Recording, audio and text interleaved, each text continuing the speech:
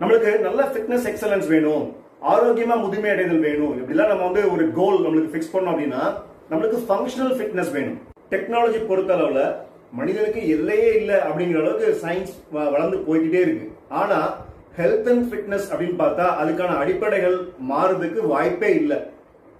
Engineering அந்த ஆஸ்பெக்ட்ஸ்ல technology பார்த்தா நம்மளுக்கு வந்து எவல்யூஷன் ஆகி போய்கிட்டே இருப்பாங்க. ஆனா ஹியூமனுக்கு வந்து அவ்வளவு ஈஸியா எவல்யூஷன் நடக்காது. ஏன்னா நம்மளுடைய பாடியோட அனாட்டமி அந்த மாதிரி, நம்ம பாடிக்குள்ள இருக்கிற அந்த ஆர்கன்ஸ், அந்த பிசியாலஜி, ஸோ இதெல்லாம் வந்து பெரிய மாற்றங்கள்லாம் ஈஸியா அடையாது. அதனால இந்த புவி விசையை சமாளிக்கிறதுக்கான அந்த ஃபிட்னஸ்க்கு பாத்தீங்களா, அந்த அடிப்படையில எந்த மாற்றமும் ஈஸியா வரப்போறது இல்லை. ஆந்த்ரோபாலஜி அப்படிங்கிற சப்ஜெக்ட் என்ன சொல்லுது, மனிதர்கள்லாம் வந்து இந்த பிரைமேட்ஸ்ல இருந்தா உருவானாங்க, அவங்களுக்கு வந்து கைகளை யூஸ் பண்ணக்கூடிய அந்த எபிலிட்டிஸ் எல்லாம் முதல்ல இல்ல, தவண்டு தான் போயிட்டு இருந்தாங்க, இந்த முதுகெலும்புலாம் நிமிரவே இல்லை. அப்புறம் கொஞ்சம் கொஞ்சமா வந்து மரத்து மேல ஏறி மர கிளைகளை பிடிச்சு மரத்துல நடந்தாங்க, மர கிளைகளை பிடிச்சு நடந்தாங்க. அது மூலமா கொஞ்சம் கொஞ்சமா முதுகு வந்து நிமிர்ந்துச்சு. அப்படி மரங்கள் அவங்க வாழ்றப்போ கீழே என்ன நடமாட்டம் அப்படி நடக்குது, இப்ப என்ன விலங்கு வருது, அந்த மாதிரி அந்த வியூஸ் எல்லாம் நல்லா கிடைக்கும் அப்படிங்கிறத மரங்கள்ல கூட வாழ்ந்தாங்க. அப்புறம் கொஞ்சம் கொஞ்சமா தான் வந்து நமக்கு வந்து அந்த முதுகெலும்புலாம் நேராச்சு. அந்த முதுகெலும்பு நிமிர்ந்ததுக்கு அப்புறம் தான் நம்மளுக்கு வந்து கைகளை யூஸ் பண்ணக்கூடிய அந்த திறன் வந்துச்சு. இந்த கைகளை யூஸ் பண்ணக்கூடிய திறன்கள் வந்ததுக்கு அப்புறம் தான் நம்ம ஹேண்ட்ஸ் ஃப்ரீ ஆனதுக்கு அப்புறம் தான் இந்த அளவுக்கு டெக்னாலஜிக்கல் ப்ரோக்ரஷன்ஸ் எவல்யூஷன் நடந்துச்சு. இந்த காலகட்டத்தில் பார்த்தா மனிதர்களோட ஃபிட்னஸ் பார்த்தீங்கன்னா ரொம்ப மிடில் ஏஜ்லேயே வந்து ரொம்ப ரொம்ப ரொம்ப போர் ஆயிடுது, பில் ஆவரேஜ் ஆயிடுது.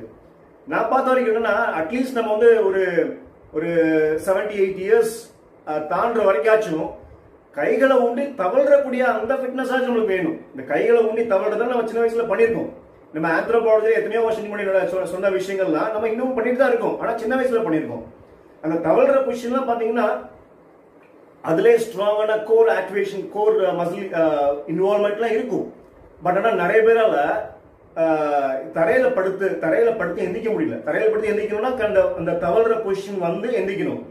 அதெல்லாம் பண்ணக்கூடிய நிலைமையில அவங்க இல்ல. அந்த அளவுக்கு இந்த மஸ்குலர் ஸ்கெலட்டல் சிஸ்டம் வந்து ரொம்பவே டிட்டோரேட் ஆயிடுச்சு. அதே மாதிரி இந்த ஆந்த்ரோபாலஜி சொன்ன மாதிரி மனிதன் வந்து மனிதனா உருவாகிறதுக்கு முன்னாடி மரங்கள் எல்லாம் ஏறினாங்க இல்லையா, மரங்கள் ஏறி கைகளெல்லாம் கிளைகளை பிடிச்சுதான் அவங்களால நடக்க முடிஞ்சது, நிமிர முடிஞ்சது.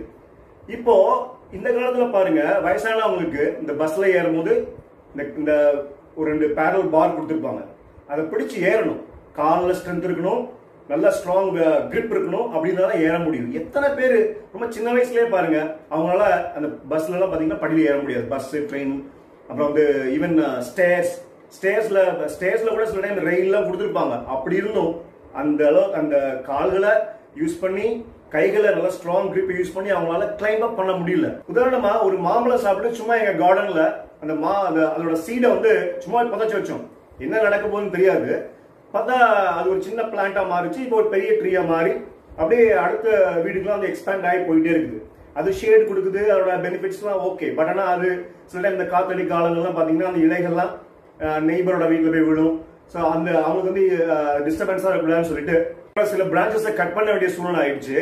இப்போ வந்து நான் ஒரு இந்த குதிரைன்னு சொல்லுவாங்களே, அந்த குதிரையை போட்டு அந்த காம்பவுண்ட் வால்ல ஏறி கையில் வந்து இந்த அரிவாள் வச்சுக்கிட்டு அது மேலே ஏறணும். அப்புறம் வந்து ஒரு பிரான்ச்சை பிடிக்கணும், சேஃபா நின்றுக்கணும், பேலன்ஸ் பண்ணிக்கணும்.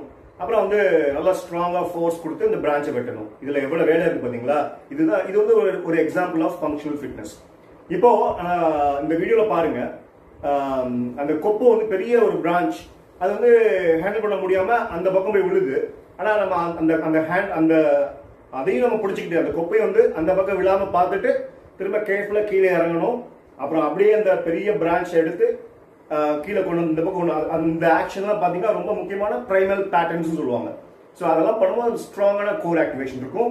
அப்புறம் அந்த மாதிரி பிரான்ச்சஸ்லாம் எடுத்துட்டு நம்ம போகணும் இல்லையா, அதை ஹேண்டில் பண்ணி அந்த பிரான்ச்சஸோட நடக்கிறப்போ ஸ்ட்ராங்கான காஃப் மசில், லெக் மசில்ஸ்லாம் சூப்பரான ஒர்க் அவுட். இதெல்லாம் நேச்சுரல் மூவ்மெண்ட்ஸ்.